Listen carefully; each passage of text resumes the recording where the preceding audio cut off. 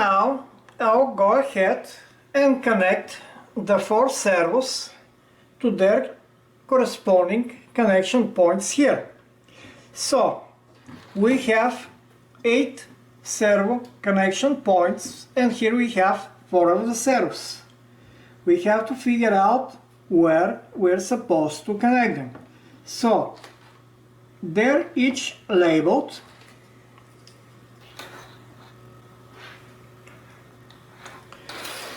And indeed, D6 is here, this one, and this is D7. This one is labeled D5, so we're skipping it. Now, the next thing we have to figure out is where is ground.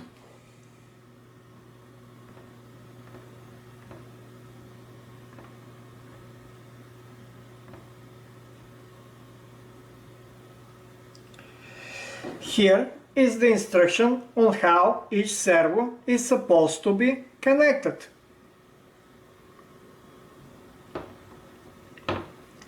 So ground is on the outside. I wish they have labeled it a little bit better.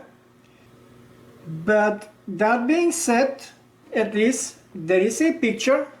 I wish on the board they have labeled where the ground is.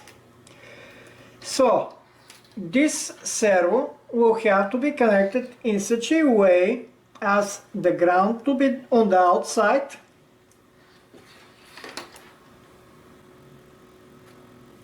Yes, it appears to be this way, from what I can see. This one will go here, and also with the brown cable on the outside, which is the ground on the outside. So orange toward the ESP8266 as shown in the picture, brown toward the outside of the robot, and we're connecting to the inner 2 connectors. So here will be mirror image. Again, brown will be on the outside,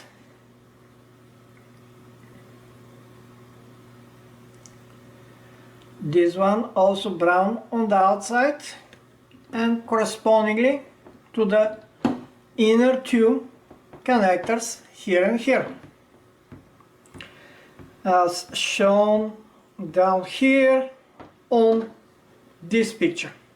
So again, pictures are not that clear, but as the best of my understanding, this is how the 4 servos are supposed to be connected.